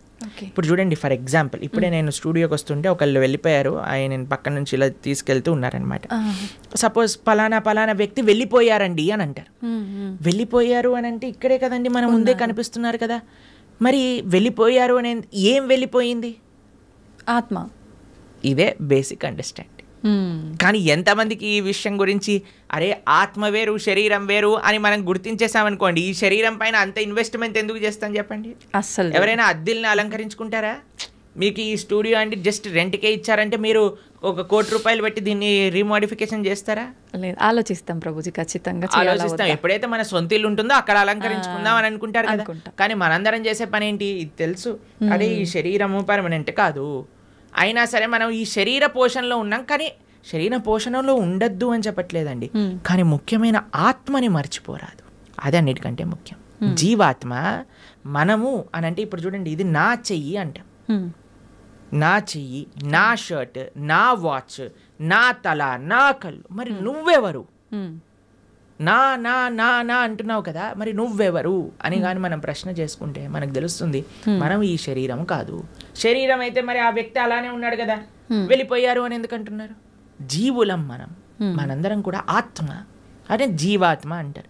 కేవలం ఈ 3 కాదండి, ఇంకొక ఆయన కూడా మన శరీరంలో ఉన్నారు, ఆయన పరమాత్మ. మన హృదయంలో, హృదయ స్థానంలో 2 ఉంటారు వ్యక్తులు, జీవాత్మ, పరమాత్మ, 2. జీవాత్మ ఎప్పుడైతే పరమాత్మను తెలుసుకొని పరమాత్మకు శరణాగతి చేసి పరమాత్మ సేవ చేస్తారో దాన్నే ముక్తి మోక్షము అనేది. కాబట్టి జీవుడు జీవాత్మ 2 ఒకటే. జీవాత్మ ఒకళ్ళు, పరమాత్మ ఒకళ్ళు. పరమాత్మని తెలుసుకోవటమే జీవుడి యొక్క లక్ష్యం. ప్రభుజీ, ఒకసారి ఆత్మ శరీరాన్ని విడిచి వెళ్ళిన తర్వాత మళ్ళీ ఎంత కాలం పడుతుంది మళ్ళీ ఒక జీవిలో రావటానికి? ప్రాణం అంటే ఏమంటారు, అది ఒక కస్టమైజ్డ్ ప్రాసెస్ అన్నమాట. అది ఎవరికి ఎంతసేపు వాడు నరకంలో ఉంటాడో, ఎంతసేపు స్వర్గంలో ఉంటారో, ఎంత తొందరగా, అవన్నీ ఇంకా మనం చెప్పలేము. చాలా కాంప్లికేటెడ్ కర్మ సిద్ధాంతం అంటే. దానికి ఏం స్పెసిఫిక్ పారామీటర్స్ లేవు. మనతోటి అయినప్పుడే మనకు తెలుస్తుంది ఎన్ని రోజులు ఉన్నాం, మనం ఎక్కడ ఉన్నాం అనేది. కాబట్టి తప్పకుండా ఒక శరీరం నుంచి వదిలిపెట్టి వెళ్ళాక కొన్ని రోజులు ఆ జీవాత్మ అలానే తిరుగుతారు అని చెప్తారు. అందుకే మనము మంచి పుణ్యకర్మలన్నీ చేయడానికి ప్రయత్నం చేస్తాం. 10, 11, 12 అట్లా ఒక్కొక్కరికి ఒక్కొక్క పద్ధతులు ఉంటాయి. దాని తర్వాత వాళ్ళు అక్కడ నుంచి స్వర్గాది లోకములకు, నరకాది లోకములకు వెళ్ళి వాళ్ళ పాప పుణ్యాలన్నీ అనుభవించి మళ్ళీ ఇంకొక శరీరంలోకి దాల్చడానికి ఈ భూలోకంలోకి రావాల్సి వస్తుంది. లేదు, ఆయన చాలా భాగవతోత్తముడు, భగవంతుడికి శరణాగతి చేసి భక్తి చేసిన వాళ్ళు, పుణ్యంతో సంబంధం లేదు, పాపంతో సంబంధం లేదు, సాయిగా యత్గత్వా నా నివర్ధంతే తద్ధామ పరమమ్మ, భగవంతుడి యొక్క లోకానికి చేరుకున్నారనుకోండి, ఇంకా మళ్ళీ పుట్టాల్సిన అవసరం లేదు, పుణ్యము లేదు, పాపం లేదు, ఏ గోల లేదు, ఆనందంగా భగవంతుడి యొక్క సేవలో ఉండొచ్చు. మన సనాతన ధర్మంలో మీరు అర్థం చేసుకోవాల్సినవి 3 ఉన్నాయండి. ఏంటి ప్రభుజీ? ఒకటి పాపం, అంటే మనం చేసే తప్పుడు వాటికి వచ్చే ఫలితాన్ని పాపము అని అంటారు. 2 పుణ్యం, మనం చేసే మంచి పనులకి మనకి రిటర్న్గా వచ్చేది పుణ్యం. ఇంకొకటి 3వది ఉందండి, దాన్ని భక్తి అని అంటారు. భక్తి పుణ్యానికి సంబంధం లేదు, పాపానికి సంబంధం లేదు, ఇది సపరేట్ బ్యాంక్ అకౌంటే. ఎప్పుడైతే మనం ప్రేమతో భగవంతుడిని ఆశ్రయిస్తామో అది పుణ్యం కాదు, అది భక్తి సుకృతి అంటారు, భక్తోన్ముఖ సుకృతి అని అంటారు. ఎవరైతే భక్తి చేస్తారో అటువంటి వాళ్ళు నా స్వర్గానికి వెళ్ళరు, నా నరకానికి వెళ్ళరు, వాళ్ళు వెళ్ళేది భగవంతుడి యొక్క లోకానికి. స్వర్గానికి వెళ్ళినా, నరకానికి వెళ్ళినా, ఇంకా ఏ దేవత యొక్క ప్రపంచానికి వెళ్ళినా సరే, లోకానికి వెళ్ళినా సరే, కృష్ణుడు భగవద్గీతలో చెప్తారు, ఆ బ్రహ్మ భువనాలోక పునరావృత్తినో అర్జున. ఇక్కడ నుంచి బ్రహ్మలోకం అంటే అన్నిటికంటే టాప్ మోస్ట్ లోకం అనమాట. అక్కడ వరకు వెళ్ళిన వాళ్ళు కూడా మళ్ళీ పుట్టాల్సిన అవసరం ఉంటుంది. ఎప్పుడైతే మాముపేత్యత్తు కౌంతయ్య, నన్ను ఆశ్రయించిన వాళ్ళు, ఎవరు చెప్తున్నారు నన్ను అని అంటే కృష్ణుడు అర్జునుడితో చెప్తున్నారు, నన్ను ఆశ్రయించిన వాళ్ళకి మళ్ళీ పుట్టుక అనేది ఉండదు అనే విషయం చెప్తున్నారు. కాబట్టి మనం పుణ్యం పైన ఫోకస్ చేయకూడదు, పాపం పైన ఫోకస్ చేయకూడదు, మనం భక్తి పైన ఫోకస్ చేయాలి. ఇది పర్మనెంట్ సొల్యూషన్ అనమాట. ఓకే ప్రభుజీ, భక్తి వేరు, భగవంతుణ్ణి తెలుసుకోవడం వేరా ప్రభుజీ? 2 ఒకటేనా? భక్తి మార్గంలో మొట్టమొదటి అడుగు శ్రవణం, అంటే భగవంతుడి గురించి తెలుసుకోవడం. ప్రహ్లాదుని హిరణ్యకశిపుడు అడుగుతారు, అయ్యా నువ్వు స్కూల్కి వెళ్ళావు కదా, బోర్డింగ్ స్కూల్, హాస్టల్కి వెళ్ళావు కదా, ఏం నేర్చుకున్నావు అని అంటే, శ్రవణం కీర్తనం విష్ణు, శ్రవణం అని అంటే భగవంతుడి గురించి వినటము. భక్తి అంటే ఏదో పూజలు చేసేసి, ఇక్కడ నుంచి 1000 పూలు పట్టుకొచ్చేసి, ధూపాలు వేసేసి, నోములు ఇచ్చేసి, లక్ష పూలలతో పూజ చేసేసి, ఒక లీటర్ల అభిషేకాలు చేసి, ఇది కాదండి భక్తి అంటే. భక్తి అంటే భగవంతుడి గురించి వినటం. ఇది ఎవరు చెప్తున్నారు? పరమ భక్తుడైన ప్రహ్లాదుడు చెప్తున్నాడు. ఫస్ట్ ప్రాసెస్ ఏంటి? శ్రవణం, భగవంతుడి గురించి వినటం. ఏం వినాలి? గీత, భాగవత, రామాయణ అసలు అన్నీ ఏదైతే భగవంతుడి గురించి చెప్తారో వాటిని వినాలి. శ్రవణం, కీర్తనం, దాని తర్వాత మనం చేయాల్సింది జపం. చూడండి ఆయన ఏం ప్రాసెస్లో చెప్తున్నారు, ప్రియారిటీ వైజ్ చెప్తున్నారు అనమాట. శ్రవణం కీర్తనం విష్ణో, ఎవరికి చేయాలి ఇది? భగవంతుడైన నారాయణుడు విష్ణువుకి చేయాలి. శ్రవణం కీర్తనం విష్ణు స్మరణం పాదసేవనం, స్మరిస్తూ ఉండాలి. మనం విన్నది స్మరిస్తూ స్మరిస్తూ స్మరిస్తూ ఉంటే అప్పుడు మనకి భగవంతుడి పట్ల ప్రేమ పెరుగుతుంది. అప్పుడు మనం భగవంతుడి యొక్క ఆరాధన చేసామనుకోండి, ప్రేమతో ఆరాధన చేయగలుగుతాం. లేకపోతే ఎప్పుడు మనసులో ఈ కోరిక ఈ కోరిక ఈ కోరిక ఈ కోరిక కోరిక గుర్తొచ్చినంత భగవంతుడు గుర్తురాడు. నిజమే ప్రభుజీ. ఎప్పుడైతే మనం శ్రవణం కీర్తనం భగవంతుడి గురించి వింటామో, భగవంతుడి యొక్క నామాన్ని జపం చేస్తామో, అప్పుడు మనం ఆరాధన చేసేటప్పుడు మన మనసు భగవంతుడి పైన ఉంటుంది. కాబట్టి అందరు కూడా ఫస్ట్ వ్రతాలు నోములు పూజలు చేసేయడానికి పరిగెత్తుతూ ఉంటారు. కానీ దాటికంటే ఫస్ట్ ఇనీషియల్ స్టెప్స్ ఏంటి అని అంటే, ఇప్పుడు చూడండి, ఒక ఫస్ట్ ఫ్లోర్కి ఎక్కాలి అని అంటే మనం లాంగ్ జంప్ చేసేసి ఎక్కిస్తామా? ఒకసారి దూకామనుకోండి, ఆయనతో కాళ్ళు చేతులు విరిగిపోతాయి అంతే. మెల్లమెల్లగా ఎక్కామనుకోండి, కరెక్ట్ పాత్లో మనం వెళ్తూ ఉండొచ్చు అనమాట. అందుకే ఫస్ట్ స్టెప్ ఏంటంటే భగవంతుడి గురించి వినండి, భగవంతుడి గురించి వినండి, భగవంతుడు గురించి స్మరించండి, భాగవత రామాయణాదులు ఏం చెప్పారో తెలుసుకోండి. అందుకే ఇన్ని గంటలు మనం యూట్యూబ్లలో వీటిలలో చెప్పేది ఎందుకు అని అంటే, జనాలు వినడానికి. వింటే వాళ్ళకి భగవంతుడి గురించి తెలిస్తే మంచి భక్తి మార్గంలో ముందుకెళ్తే అది జీవుడి యొక్క పరమశ్రేయస్సుకి కారణం అవుతుంది. ఓకే ప్రభుజీ, ఒక మంచి భక్తుడిగా ఉండాలి అంటే ఫస్ట్ చేయాల్సింది మీరు చెప్పినట్టుగా భగవంతుడి గురించి వినడమే అంటారా? కరెక్ట్. శ్రవణం కీర్తనం ఫస్ట్ ప్రాసెస్ ఏంటి అంటే శ్రవణం. మనం వినడానికి ప్రయత్నం చేయాలి. ఎవరి నుంచి వినడానికి ప్రయత్నం చేయాలి? ఎవరైతే శాస్త్ర అధ్యయన చేసిన మంచి భక్తులు ఉన్నారు. ఇప్పుడు చూడండి, మార్కెట్లో ఎవరు పడితే వాళ్ళు చెప్పడానికి రెడీ అయిపోయారు. ఇది ఇలా చెయ్యి, ఆ చిట్కా ఇలా చెయ్యి, ఈ పరిష్కారం ఇలా చెయ్యి. అసలైతే ఎంత అసలు ఆశ్చర్యం అనిపిస్తుంది అంటే, కొన్నిసార్లు మాకు వీడియోలు పంపిస్తే అసలు ఇలాంటి వ్యక్తుల్ని ఎలా వినగలుగుతున్నారు జనాలు అని అనిపించేటట్టుగా ఆశ్చర్యపడిపోతాం అనమాట. ఎందుకంటే భాగవత మన శాస్త్రాలు చెప్పే విషయం వేరు, వీళ్ళు చెప్పే విషయాలు వేరు. ఒకడు తలపైన చేయబెడతానంటాడు, ఒకడు ఇంకొక మాయ చేస్తానంటాడు, ఇంకొకడు మ్యాజిక్ చేస్తానంటాడు. మాయలు మ్యాజిక్ కావాలంటే మీరు మ్యాజిక్ షోకి వెళ్ళండి కదా, దేవుడి దగ్గరికి ఎందుకు రావాలి? ఆధ్యాత్మిక గురువు మాయలు మ్యాజిక్లు తంత్రాలు యంత్రాలు తలపైన చేయబెట్టాలు అవన్నీ చేయరండి. ఆధ్యాత్మిక గురువు ఎప్పుడైనా సరే, మీరు ఏ శాస్త్రంలో చూసినా ఎవరైనా సరే మీరు చూడండి, మన జ్ఞానము వేరే వ్యక్తులకి గురువు ఎప్పుడు కూడా శ్రవణం ద్వారానే పంపిస్తారు. రామ లక్ష్మణులు కూడా విశ్వామిత్రుల దగ్గర నుంచి శ్రవణం చేసి జ్ఞానాన్ని సంపాదన చేసుకున్నారు. కృష్ణుడు సాందీపముని దగ్గర నుంచి శ్రవణం చేసుకొని జ్ఞానాన్ని విన్నారు. అర్జునుడు కృష్ణుడి దగ్గర నుంచి శ్రవణం చేశారా? కృష్ణుడు వచ్చి చేయబెట్టాడు అర్జునుడి పైన శ్రవణం. కాబట్టి భగవంతుడిచ్చిన మార్గము శ్రవణం. మన జ్ఞాన సముపార్జన చేయాలి. మనకి ఏదో అయిపోవాలని మన ధర్మంలో కొంతమంది మనల్ని మోసం చేసే, ఇప్పుడు చూడండి, ఎవరికైతే మోసపోవాలని ఉంటుందో వాళ్ళని మోసం చేసే వాళ్ళు రెడీగా ఉంటారు మార్కెట్లో. మన ధర్మంలో మోసాలు చేసేవాళ్ళు తక్కువ అని మనం చెప్పడానికి వీలు లేదు, ఉన్నారు. ఎందుకంటే మనకి ఆ మోసపోయే ప్రవృత్తి ఉన్నది కాబట్టి. ఇది కాకుండా ఇతర మతాల వాళ్ళైతే ఇంకా పీక్స్కి వెళ్ళిపోయారనమాట. వాళ్ళు చేసే మోసాలు కానీ, వాళ్ళు చేసే యాక్టింగ్లు కానీ, వాళ్ళు చేయించే డ్రామాలు కానీ చూస్తే అసలు ఎందుకు ఇంతమంది అక్కడ ఉంటున్నారంటే, అసలు మీరు చూడండి, మేము ఆ వీడియో చూసినప్పుడు మాకు పంపిస్తుంటారనమాట జనాలు, ఇలా ఇలా ఇలా ఇలా వీళ్ళు చేస్తున్నారు ప్రభుజీ, పాస్టర్లు వీళ్ళు అని చూస్తున్నప్పుడు అయితే మాకు అనిపిస్తుంది, ఎవడైనా బుర్రున్నవాడు అసలు ఈ సభకి వెళ్తాడా? అసలు వీక్షిస్తాడా? వేలాది మంది అక్కడ కూర్చొని వీక్షిస్తున్నారు అంటే వీళ్ళందరూ మోసపోవడానికి రెడీగా ఉన్న వాళ్ళనే కాబట్టే కదండి మోసం చేస్తుంది. వాడు ఇంటికి వెళ్ళాక అనుకుంటున్నాడు, అసలు వీళ్ళు ఎంత మూర్ఖులు, అసలు ఎలాంటి వ్యక్తులు వీళ్ళు, నేను చేసే యాక్టింగ్లకి చప్పట్లు కొట్టటాలు అరవటాలు, ఇలాంటి వాళ్ళు ఉన్నంత వరకు మోసాలు ఆపలేమండి. మన లోపల ఒక జాగరూకం కావాలి. నేను శాస్త్రాన్ని నమ్ముతా, భగవంతుడి యొక్క తత్వాన్ని అధ్యయనం చేస్తా, కానీ మ్యాజిక్ల వల్ల ఏమంటాం, మీరు చేతులు పెట్టడాల వల్ల, ఏవో సృష్టించటం వల్ల, ఏదో మన జీవితంలో ఏదో మంచి జరిగిపోవటం వల్ల, దానివల్ల ఏది వచ్చే ప్రయోజనం లేదండి. ఈరోజు మంచి జరుగుతుంది, రేపేం జరుగుతుంది? జీవుడి యొక్క పరమశ్రేయస్సు భగవంతుడి గురించి తెలుసుకోవటం. మనందుకే మేము ఎక్కడికి వెళ్ళినా మొత్తుకునేది ఒకటే విషయం, ఇవన్నీ యొక్క ట్రాప్లో పడకండి. మన మానవ జన్మ ఎన్నో సంవత్సరాల తర్వాత మనకి రేర్గా దొరికిన ఈ అవకాశాన్ని మంచి మార్గంలో ఉపయోగించుకోండి అనే మేము అందరం ప్రార్థన చేస్తూ ఉంటాం అందరికీ కూడా. ఎందుకంటే మాకు అనిపించేది ఏంటి అంటే పాపం ఇలాంటి వాళ్ళ ట్రాప్లలో పడే వాళ్ళు చెడ్డవాళ్ళు కాదండి. అవును, భగవంతుడి గురించి తెలుసుకోవాలి అనుకుంటే కదా వాళ్ళు ఇలాంటి బాబాల దగ్గరికి లేదా అవునవును ఇలాంటి వ్యక్తుల దగ్గరికి వెళ్ళేది. కానీ మేము అనుకునేది ఏంటి అంటే మంచి మార్గం కానీ వాళ్ళు తెలుసుకోగలిగితే వాళ్ళ జీవితం పండిపోతుంది. అవును ప్రభుజీ. మన శాస్త్రం ఏం చెప్తుంది తెలుసా, ఇలాంటి చెడు వ్యక్తుల వల్ల వెళ్ళే వాళ్ళ పరిస్థితి ఎలా ఉంటుందట అంటే సగం మింగిన కప్పలాగా ఉంటుందట. పాము ఒక పెద్ద కప్పని పట్టేసుకుంటుంది. ఎంత పెద్దగా ఉంటుందంటే ఆ కప్ప లోపలికి మింగలేదు, బయటికి వదలలేదు. అలాంటి పరిస్థితులు చిక్కుకుపోతారు.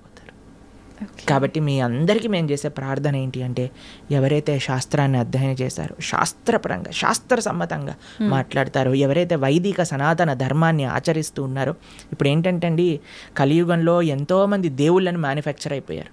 ఎక్కడ చూసినా వీడి దేవుడు అంటాడు, వాడి దేవుడు అంటాడు, అందరినీ దేవుళ్ళు అనటం ప్రారంభం చేశాం. కానీ ఒక్క విషయం, భగవంతుడు అనేవారు ఎవరైనా ఉంటే అది వేదములు ప్రతిపాదన చేసిన వారు మాత్రమే. కాబట్టి శాస్త్రీయంగా ఎవరైతే ప్రామాణికంగా దైవము అని చెప్పారో వాళ్ళ గురించి తెలుసుకోవటం శ్రేయస్సు. ఆ శాస్త్రీయమైన గ్రంథాలను అధ్యయనం చేయడం శ్రేయస్సు. కానీ మొన్న ఒక 50 సంవత్సరాల ముందో 70 సంవత్సరాల ముందో పుట్టిన గ్రంథాలని మనం చదవాల్సిన అవసరం లేదు. మనం చదవాల్సిన ఏదన్నా వాంగ్మయం ఉంటే అది వ్యాసుడిచ్చిన వాంగ్మయం మాత్రమే. అది చాలా ముఖ్యం. ఓకే ప్రభుజీ, మీరు చెప్పినట్టుగా అంటే వీటన్నింటినీ చదువుకుంటూ భగవంతుడి గురించి వింటూ అలా ఉంటే నిజంగా భగవంతుడి అనుగ్రహం పొందొచ్చు అంటారా? గుళ్ళకి పుణ్యక్షేత్రాలకి వెళ్ళకపోయినా కూడా భగవంతుడి యొక్క అనుగ్రహం పొందాలి అని అంటే భగవంతుడు చెప్పినట్టు నడుచుకోవాలి. మీకు ఒక విషయం చెప్తాను. మీకు మీ పిల్లలు ఉన్నారనుకోండి, మిమ్మల్ని చాలా బాగా చూసుకుంటూ మీరు చెప్పిన పని ఏమీ చేయకపోతే మీకు ఆనందం వేస్తుందా? లేదా మిమ్మల్ని బాగా చూసుకుంటూ మీరు చెప్పిన పనులన్నీ కూడా చేస్తే బాగా ఆనందం వేస్తుందా? లేదా మిమ్మల్ని బాగా చూసుకోకపోయినా జస్ట్ మీరు చెప్పిన పనులన్నీ చేస్తే బాగా ఆనందం వేస్తుందా? బాగా చూసుకోవాలి, చెప్పింది వినాలి, అప్పుడే ఆనందంగా ఉంటుంది కదా. అదే మనం చేయాలి. భగవంతుడు చెప్పినట్టుగా నడుచుకోవాలి, భగవంతుడి యొక్క ఆరాధన చేయాలి. అది నిజమైన మంచి జీవుడు లేదా మంచి సనాతన ధర్మానికి చెందినవాడు చేసే పని. ఇటు భగవంతుడి యొక్క సాంగత్యం లేనప్పుడు మనం భగవంతుడి యొక్క స్మరణతో ధార్మికంగా ఉండటం, అలానే మనం భగవంతుడి యొక్క సేవ చేసుకునే ఒక అవకాశం వచ్చినప్పుడు సాక్షాత్తుగా అక్కడికి వెళ్ళి దర్శనం చేసుకొని ఒక సేవ భావనతో ఉండటం, ఆ రెండు ముఖ్యమే మనకి. ఓకే ప్రభుజీ, కొంతమంది తల్లి గర్భంలోనే ఉన్నప్పుడే రకరకాల రీజన్స్ ఏదైనా ఉండొచ్చు, చనిపోతూ ఉంటారు. అది వాళ్ళ గత జన్మ కర్మఫలమే అంటారా, లేదంటే మరి ఇంకేమైనా రీజన్ అయి ఉంటుందంటారా? ఇప్పుడు కర్మ ఎలా పనిచేస్తుంది అంటే అండి, అన్నిటినీ మ్యాచ్ చేస్తుంది అనమాట ఎగ్జాక్ట్ పాయింట్కి. తల్లిదండ్రుల కర్మ ప్రకారం ఏం జరగాలి అది ఉంటుంది, జీవుడు వచ్చేవాడి కర్మలో ఏం జరగాలి అది కూడా ఉంటుంది. అన్నిటినీ కలిపి మ్యాచ్ చేసి ఒక దగ్గర పంపిస్తుంది. కాబట్టి ఇది ఎవరి కర్మ అని చెప్తే ఆ జీవుడు కర్మనే, అలానే ఆ తల్లిదండ్రుల యొక్క కర్మనే, అందరి కర్మ మిక్స్ అయ్యి పరివారము అని అంటేనే ఒకళ్ళ కర్మ ఒకళ్ళు నెగేట్ చేసుకోవడానికి పుట్టినవారు. Okay okay. కాబట్టి ఇప్పుడు ఈ జన్మలో భార్యాభర్తలు పిల్లలు ఎలా వచ్చారండి, ఎవరు చూస్ చేశారండి, మాకు ఎవరు పిల్లలు పుడతారని ఎలా మనం ఎలాంటి ప్రభావంతో మీరు ఎవరికైతే రుణం ఉందో, ఎవరైతే మిమ్మల్ని పోయిన జన్మలో పెంచారో వాళ్ళకి మీరు మళ్ళీ పిల్లలుగా పుట్టారనుకోండి, వాళ్ళని పెంచి ఆ రుణం పోతుంది అనమాట. లేదు మీకు ఎవరైనా శత్రువులు ఉన్నారనుకోండి, వాళ్ళు కూడా పిల్లలుగా పుట్టచ్చు. ఎందుకంటే వాళ్ళకి మనం చేసిన అపచారాలన్నీ కూడా వాళ్ళు ఇప్పుడు మనతో చేసి మన కర్మ నెగెట్ చేస్తూ ఉంటారనమాట. కాబట్టి అది ఒక పెద్ద కాంప్లికేటెడ్ కార్మిక్ సైకిల్. అది ఎవరి కర్మ ఎగ్జాక్ట్గా అని చెప్పడం, అందరి కర్మ కలిసి ఒక కుటుంబం ఏర్పడుతుంది. ఒకళ్ళ కర్మ ఒకళ్ళు నెగెట్ చేసుకుంటూ ఉంటారనమాట. అది కుటుంబం అంటే. ప్రభుజీ, వాళ్ళు కర్మ అనుభవించటానికే మరొక జన్మ తీసుకుంటున్నప్పుడు అంటే బయటికి వచ్చి అనుభవించాలి కదా, కడుపులోనే ఎందుకు అలా అవటం? కడుపులో అనుభవం ఉండదా? కడుపులోనే అనుభవం ఉంటుంది. అంతే అనుభవం ఉండాలి అని కర్మ ఉంటే అంతే అనుభవం అంతే. Okay okay. కాబట్టి జీవుడు తల్లి గర్భములోకి వెళ్ళిన మరుక్షణం నుంచి కాన్షియస్నెస్ స్టార్ట్ అయిపోతుంది, డెవలప్ అవ్వటం అని చెప్తారనమాట. కాబట్టి గర్భస్థ నరకము అని అంటారు. ఇప్పుడు చూడండి, అమ్మ ఇప్పుడు మీరు రెస్పాండ్ అవ్వటం, ఇప్పుడు ప్రహ్లాదుడు గర్భంలో ఉన్నప్పుడే కదండి భగవంతుడి గురించి విన్నది. పిల్లలు అందుకే చెప్తారు, ఎప్పుడైతే కడుపుతో ఉంటారో అప్పుడు మంచి విషయాలు వినాలని రామాయణ భాగవతాలు వింటూ ఉండండి, అప్పుడు పుట్టేవాడు మంచి భక్తుడిగా పుడతాడు అని. ఎందుకంటే వాడి లోపల కాన్షియస్నెస్ ఉంది కాబట్టి, వాడు అనుభవిస్తున్నాడు ఏది మంచి ఏది చెడు. అందుకే అమ్మని జాగ్రత్తగా ఇది తినకూడదు ఇవి తినాలి అని ఎందుకు చెప్తారు అని అంటే, వాటి వల్ల ఆ పిల్లవాడికి కూడా ఆ రకమైన బాధ కలుగుతూ ఉంటుంది, లేదా ఆ రకమైన ఆనందం వస్తూ ఉంటుంది అని. కాబట్టి లోపల కూడా వాడు అనుభవిస్తూనే ఉన్నాడు జీవి. ప్రభుజీ, భగవంతుడి అనుగ్రహం అనేది ఇప్పుడు మామూలుగా చెప్తుంటారు కదా ప్రభుజీ, మగవారు ఇంట్లో యజమాని చేసే పూజ వల్ల ఎక్కువ ఫలితం ఉంటుంది, కుటుంబానికి మొత్తం చెందుతుంది. ఆడవారు చేసే పూజా ఫలితం అనేది తనకు ఒక్కటి మాత్రమే చెందుతుంది అని చెప్పి చెప్తుంటారు. ఇది నిజమేనా ప్రభుజీ? ఒకవేళ ఇది నిజమైతే చేసే పుణ్యంలో 50% భార్యకి చెందుతుంది, భార్య చేసే పుణ్యంలో నయా పైసా హస్బెండ్కి రాదు. హస్బెండ్ చేసే పాపంలో 50% భార్య చేసే పాపంలో 50% హస్బెండ్కి చెందుతుంది, హస్బెండ్ చేసే పాపంలో నయా పైసా భార్యకి రాదు. ఓకే, కాబట్టి ఇలా చూసుకుంటే ladies are more fortunate in one sense. కాబట్టి యజమాని ఎందుకు జాగ్రత్తగా నువ్వు ధార్మికంగా ఉండాలి అని చెప్తున్నారంటే, ఎందుకంటే వాడే ఎక్కువ ట్రిత్లో ఉన్నాడనమాట. వాడు చేసిన దానికి చేయని దానికి అనుభవించాల్సింది వాడే, కాబట్టి జాగ్రత్తగా ఉండు అని చెప్పేది. కాబట్టి మనం ఆరాధన అంటే ఏదో ఇప్పుడు చాలా మంది ఆడవాళ్ళు పూజ చేయాలి, మగవాళ్ళు పూజ చేయకూడదు, మగవాడేమో కాఫీ తాగుతూ పేపర్ చదువుతూ కూర్చుంటాడు అనమాట. అది కాదండి. ఫస్ట్ మగవాడి బాధ్యత. మీకు విషయం చెప్పాలా, వైదిక ధర్మంలో వంట కూడా మగవాళ్ళే చేసేవాళ్ళు, ఆరాధన కూడా మగవాళ్ళే చేసేవాళ్ళు. మీకు విషయం చెప్తాను, కొన్ని సంవత్సరాల క్రితం కానీ మనం వెళితే చరిత్రలో బయట ఇల్లు ఊడ్చి తూడ్చి ముగ్గులేయటం కూడా మగవాళ్ళే చేసేవాళ్ళు. మరి ఇప్పుడు ఎందుకు లేదు ప్రభుజీ ఆచారం? మీరు ఉంటే బాగుండేది కదా. కానీ ఇట్ ఈస్ నాట్ ఆడవాళ్ళ పని పూజ అనే నోషన్ ఫస్ట్ పోవాలి. ఆరాధన అంటే అయితే మగవాడే చేయాలా? కాదు, అందరు కలిసి ఆరాధన చేయాలి. ఎలా అందరూ కలిసి ఆరాధన చేస్తారు అని అంటే, ఎవరైతే ఇంటి యజమాని ఉన్నారో ఆయన భగవంతుడి యొక్క ఆరాధన చేస్తూ ఉంటారు. మరి ఇంట్లో ఉండే స్త్రీలు ఏం చేస్తారు? వాళ్ళు చక్కగా భగవంతుడికి నైవేద్యములు తయారు చేసి, భగవంతుడికి పూలమాలలు తయారు చేసి, భగవంతుడికి వస్త్రాలు కుట్టి వీళ్ళు ఆ సేవని సమర్పణ చేస్తారు. పిల్లలు ఏం చేస్తారు? బయటికి వెళ్ళి పూలు తులసి ఇవన్నీ పట్టుకొని వస్తారు. ఏదైనా రూమ్లో ఆ నాన్నకి అమ్మకి, అమ్మ అక్కడ వంట చేసి ఇక్కడికి వచ్చి అందించి భగవంతుడికి నివేదన చేయడానికి ఇస్తూ ఉంటారు. కాబట్టి పరివారం అంతా కలిసి పూజలో పాల్గొంటుంది అనమాట.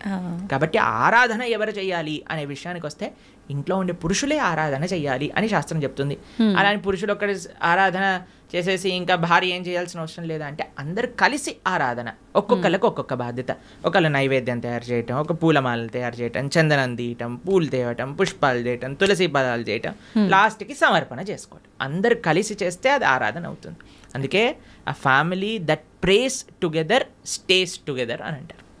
అది చాలా ముఖ్యం. You should pray together. ఒకడు వెళ్ళిపోయి పూజ చేసుకొని వెళ్ళిపోతాడు, దాని తర్వాత ఇంకొకరు వెళ్ళి పూజ చేసుకొని వెళ్ళిపోతారు, అలా కాదు. Everybody should together do it అనమాట. అది ముఖ్యం. ప్రభుజీ, కుటుంబ పరిస్థితులను బట్టి సంసార జీవితంలో కొట్టుమిట్టాడుతూ ఉంటారు కొంతమంది. అటువంటి వారు అసలు భక్తి మార్గంలో నడవటం కానీ దైవారాధన కానీ ఏమీ ఉండవు. మరి వాళ్ళు ముక్తి పొందే మార్గం ఏమైనా ఉంటుందా? ఎవరు కొట్టుమిట్టాడు అన్నాడు సంసార జీవితంలో? ఎవరైనా పీక పట్టుకొని నువ్వు కొట్టుమిట్టాడు సంసారంలో అని చెప్పారా? అది మన చాయిస్. మనం దేనికి సమయం ఇవ్వాలి అని అనుకుంటే దానికి సమయం ఇస్తామండి. మనకి ఏది ప్రియారిటీ, నాకేది ముఖ్యం అంటే దానికి సమయం ఉంటుంది కదండి. ఇప్పుడు చూడండి, బిజీ, మేము చాలా బిజీ, మాకు జపం చేయడానికి టైం లేదు, మేము గుడికి వెళ్ళలేము అనేవాడు ఇలా వాట్సాప్ స్టేటస్ చూసుకుంటూ ఉంటాడు అనమాట. అందరి మొత్తం కాంటాక్ట్లో ఉన్న వాళ్ళందరివి చూస్తూ ఉంటాడు. మరి వాట్సాప్ స్టేటస్ చూడడానికి ఉన్నాయి, ఫ్యామిలీ గ్రూప్లో వచ్చే అక్కర్లేని చెత్త వీడియోలు అన్నీ చూడడానికి టైం ఉన్నాయి, కానీ ఒక 10 నిమిషాలు కూర్చొని నామజపం చేయడానికి టైం లేదంటారు. కాబట్టి ఇది జస్ట్ అన్ ఎక్స్క్యూజ్. ఎవ్వరు కూడా ఈ ప్రపంచంలో నాకు టైం లేదు అని చెప్పలేరు. టైం లేదు అని అంటే నీ ప్రియారిటీస్ రాంగ్. నీకు ఈ జీవితంలో ఈ శరీరానికి ఎంతైతే ఇస్తున్నావా నువ్వు, అంతే నీ ఆత్మకు కూడా ఇవ్వాలి అని నీకు తెలిసినప్పుడు, దాన్ని ప్రియారిటీగా పెట్టుకున్నప్పుడు సమయం ఏర్పడుతుంది తప్పకుండా. కాబట్టి ఎవ్వరూ మనల్ని ఫోర్స్ చేయట్లేదండి కొట్టుమిట్టాడు సంసారంలో అని. మనమే కాంప్లికేటెడ్గా చేసుకుంటున్నాం. కాబట్టి మనకి ఈ జ్ఞానం వస్తే దీనివల్ల ఏం ప్రయోజనం లేదు. నా భక్తి, నా ధర్మము, నా దేశము, నా సనాతన ధర్మం గురించి మనం కూడా కొద్దిగా ఆలోచన చేస్తే అప్పుడు మన జీవితం బాగుంటుంది, ఈ దేశ భవిష్యత్తు కూడా బాగుంటుంది. ప్రభుజీ, చాలామంది కష్టాలు ఎక్కువగా ఉన్నాయి, ఇంకా నేను తట్టుకోలేను, ఇంకా నాకు అసలు వేరే దారే లేదు అని చెప్పి ప్రాణం తీసుకుంటూ ఉంటారు, ఆత్మహత్యలకు పాల్పడుతూ ఉంటారు. అలా చాలామంది ప్రాణాలు కోల్పోయి కుటుంబం ఇబ్బందులు పడే వాళ్ళు కూడా చాలామంది ఉన్నారు ప్రభుజీ. అటువంటి వారికి మీరు ఇచ్చే ఆత్మహత్య చేసుకోవాలి అనుకుంటున్న వాళ్ళకి ఒక న్యూస్ చెప్తాను. మీరు ఏదైతే బాధతో చనిపోవాలి అని అనుకుంటున్నారో ఇప్పుడు కానీ చనిపోతే దానికి 1,000,000 రెట్లు అయ్యి మరి జన్మలో ఆ బాధ అనుభవించాల్సి వస్తుంది. ఎన్ని రెట్లు? 1,000,000 రెట్లు. ఇప్పుడే నువ్వు భరించలేదు అని అనుకుంటే 1,000,000 రెట్లు అయ్యాక భరించే అవకాశం లేదు కదండి. కాబట్టి యూ కెనాట్ ఎస్కేప్. ఆత్మహత్య మహాపాతకం. ఎటువంటి పాతకము అని అంటే దానికి ఎటువంటి ఇంకా ఏం చేయలేమన్నమాట. అది మహాపాతకంలో మహాపాతకం. అటువంటి వాడు నరకంలో చాలా ఘోరమైన పరిస్థితులు అనుభవించాల్సి వస్తుంది. మరజన్మలో ఎత్తినప్పుడు 1,00,00,000,000 రెట్లు ఎక్కువ బాధ ఆ జీవుడికి అదే పరిస్థితిలో వస్తుంది అనమాట. కాబట్టి తస్మాత్ జాగ్రత్త జాగ్రత్త. ఇప్పుడు చూడండి, ఎవరైనా తాళం చేయి తయారు చేశారంటే దానికి తాళం తయారు చేశారంటే తాళం చేయి లేకుండా తయారు చేయరు కదండి. అలాంటి తాళం ఎక్కడైనా చూసారా? మన ప్రతి ప్రాబ్లంకి సొల్యూషన్ ఉంటుంది, ఓపికతో ఎతకాలంతే. కాబట్టి ఐ అండర్స్టాండ్ చాలామంది కాంప్లికేటెడ్ సిచ్యువేషన్స్లో ఉంటారు, కానీ మీరు ధైర్యంగా భగవంతుడి పైన నమ్మకంతో మీరు ప్రయత్నం చేయండి. ఎటువంటి సిచ్యువేషన్ దీనికి సొల్యూషన్ లేదు ఇంకా అనేది ప్రపంచంలో భగవంతుడు తయారు చేయలేదు. మీరు ధైర్యంతో ఉండండి, భగవంతుడు మీతో ఉన్నాడు, మంచి జరుగుతుంది. ఎప్పుడు కూడా ఆత్మహత్య లాంటి విపరీత డిసిజన్స్ మాత్రం తీసుకోకండి. ప్రభుజీ, మీరు అన్నారు అటువంటి పరిస్థితి నుంచి బయటపడే అవకాశం ఉంటుంది, జాగ్రత్తగా ఆలోచించండి. నిజంగా ఆలోచించేంత వీలు ఆ క్షణంలో ఉండదు అనే చెప్పాలి. నిజంగా మనం అంటే వద్దు, మనం ఇలాంటి ఎందుకు లేదు అని అంటే, ఎందుకంటే పిల్లలకి మనం చెప్పట్లేదు కాబట్టి. పిల్లలకి మనం జీవితంలో నుంచి సక్సెస్ ఫస్ట్ రావాలి, 90% ఎక్స్ట్రా, ఐఐటి సీట్ కావాలి, మెడిసిన్లో సీట్ కొట్టాలి. ఎవరైనా చెప్తున్నారా ఏం పర్వాలేదు నాన్న, నువ్వు ఫోటోగ్రఫీ చేసినా పర్వాలేదు, నువ్వు యాంకర్ అయినా పర్వాలేదు అని చెప్తారా పిల్లలకి ఎవరైనా? లేదు. చదువు పైన, లేదా మీరు బ్రహ్మచారి అయినా పర్వాలేదు, నువ్వు సన్యాసి అయినా పర్వాలేదు, నువ్వు ఏదైనా పర్వాలేదు, గొప్పవాడు వాళ్ళు ఆనందంగా ఉండాలని చెప్తారా? ఇవి అసలే డబ్బులు సంపాదన చేయాలి. డబ్బులు సంపాదిస్తే మంచి భార్య వస్తుంది, మంచి భార్య వస్తే మంచి కట్నం వస్తుంది, మంచి కట్నం వస్తే మంచి విలాసంగా ఉంటారు. దీంతో పిల్లల్ని పెంచామనుకోండి, వాడికి ఇది అయిపోతే నా జీవితం ఫెయిల్యూర్ కదా. ఇవన్నీ మనము మన సమాజాన్ని ఇచ్చే రాంగ్ ఎక్స్పోజర్స్, అక్కర్లేని చెత్త అంతా కూడా నెత్తిలో పెట్టుకోవటం వల్ల వచ్చే అనవసరమైన చెత్త ఆలోచనలు తప్ప ఇవన్నీ ఎవరికి. మీరు చూడండి, సూసైడ్ చేసుకునే వాళ్ళని మీరు కానీ చూసారనుకోండి, అనవసరమైన పిల్లలైతే అసలు అనవసరమైన విషయాలకి మార్కులు తక్కువ వస్తాయేమో అని ఒక ఆవిడ సూసైడ్ చేసుకుందట, మార్కులు వచ్చాక ఫస్ట్ ర్యాంక్ వచ్చిందట. ఇలాంటి కేసులు విన్నారా? Love failure. అలాంటి లవ్ ఫెయిలియర్ వాళ్ళందరినీ నాకే అనిపిస్తుంది వీళ్ళు నిజంగా చచ్చిపోయే వాళ్ళని కాదు, వీళ్ళని నిజంగా తల్లిదండ్రులే బాగా గుణపాఠం నేర్పించాలని. చిన్న చిన్న పిల్లలండి, 10th క్లాస్ పిల్లలు, ఇంటర్మీడియట్ చదివే వాళ్ళు, ఇంజనీరింగ్ చేసేవాళ్ళు, వాళ్ళకి డబ్బులన్నీ ఎందుకు పిల్లలకి ఎందుకు పంపిస్తున్నామండి? మనం ఏమన్నా లవ్వులలో ఉండమని పంపిస్తున్నారా, లేదా బాధ్యతాయుతంగా చదువుకొని ముందుకెళ్ళాలని పంపిస్తున్నారా? అవును ప్రభుజీ, చదువుకో. కాబట్టి ఇవన్నీ ఎందుకు పిల్లల లోపలికి ఈ ప్రేమ, ఈ ఇన్సెక్యూరిటీస్, ఇవన్నీ ఎందుకు వచ్చాయి అని అంటే మనకుండే రాంగ్ ఎక్స్పోజర్. సినిమాలు, సీరియళ్ళు, ఎక్కడ పడితే అక్కడ చెత్త కదండి మనం చూసేది. ఆ చెత్త అంతా ఉన్నప్పుడు చెత్త ఆలోచనలే వస్తాయి. దాన్ని ఇంగ్లీష్లో good in good out, bad in bad out principle అంటారట. Good in good out. మనకి ఏదైతే మంచి ఆలోచనలు ఉన్నాయో, మంచి ఆలోచనలు కానీ, మంచి దృశ్యాలు కానీ, మంచి సాంగత్యం కానీ మనకు ఉందనుకోండి, మంచి ఆలోచనలు వస్తాయి. ఏ కష్టం వచ్చినా సరే, అయ్యా ఏదో ఒక కష్టం ఉన్నా సరే తండ్రి, it is common for everybody, కాబట్టి బయటకు వస్తాయి. ఎందుకంటే సినిమాలలో కష్టాలు చూపించరు కదండి. సినిమాలలో ఏం చూపిస్తారు? అంతే శుభం శుభం హ్యాపీ కార్డ్ వేసేస్తారు అనమాట లాస్ట్కి. హి లివ్డ్ హ్యాపీలీ ఫర్ ఎవర్. కానీ తర్వాత తెలుస్తుంది పెళ్ళి అయ్యాక సార్ నిజాం బాధలు స్టార్ట్ అవుతాయని పెళ్ళిళ్ళలో సినిమాలలో చూపిస్తారా? వాడు ఏదో ప్రేమ ఇది చేసేసుకుంటాడు, తర్వాత లాస్ట్కి విలన్ తోటి ఫైటింగ్ అయిపోతుంది, ఇద్దరు పెళ్లి చేసుకుంటారు, హ్యాపీ అయిపోతుంది. పెళ్ళి అయ్యాక ముందుంది ముసల పండగ, అది తెలియదు కదా వీడికి. అవును. కాబట్టి మనం అన్ని మంచి మంచి విషయాలు, అందుకే ఇప్పుడు చాలాసార్లు మేము ఎప్పుడైనా ఇన్స్టాగ్రామ్లో చూసామనుకోండి, real life and real life అని పంపిస్తుంటారు. రియల్ లైఫ్ అంతా బాగానే ఉంటుందండి, అందరూ కూడా మీరు స్క్రీన్ పైన చూసి అది చేస్తూ ఇది చేస్తూ వాళ్ళు ఇంత వీళ్ళు ఇంత అని. కానీ ప్రతి ఒక్కళ్ళ జీవితంలో బాధలు ఉన్నాయి, ఇది ఫస్ట్ అర్థం చేసుకోవాలి. మనకొక్కడికే బాధ ఉంది, ప్రపంచమంతా ఆనందంగా బ్రతుకుతున్నారు అనే అపోహ నుంచి బయటికి రావాలి. ఈ అపోహ ఫస్ట్ మనకు ఉండకూడదు. అందరూ బాగున్నారు, నేను ఒక్కనే బాధపడుతున్నా, అది కాదయ్యా. అందరూ నువ్వు బయటికి వెళ్ళినప్పుడు ఎలా అయితే ఆనందంగా నటిస్తున్నావో అందరూ అలానే నటిస్తున్నారు. ఎవడు బాగున్నాడు అని అంటే ఎవరైతే మన శుద్ధి అహంకారంతో భగవంతుడిని ఆశ్రయించిన వాడు తప్ప మిగతా వాళ్ళందరూ బాధల్లో ఉన్నారు. ఇది 110% సత్యం. ఎక్కడ సైన్ చేయమన్నా మేము సైన్ చేసి ఇస్తాం, ఎందుకంటే ఇది శాస్త్రవాక్కు. సవై పుంసాం పరోధర్మో యతో భక్తిర్ అదోక్షచే అహైతుకి అప్రతిహత ఏ ఆత్మ సుప్రదీయతే. ప్రశాంతత కావాలి అంటే భగవంతుని ఆశ్రయించాలి. There is no other way out. ధన్యవాదాలు ప్రభుజీ, మంచి విషయాలు తెలియజేశారు.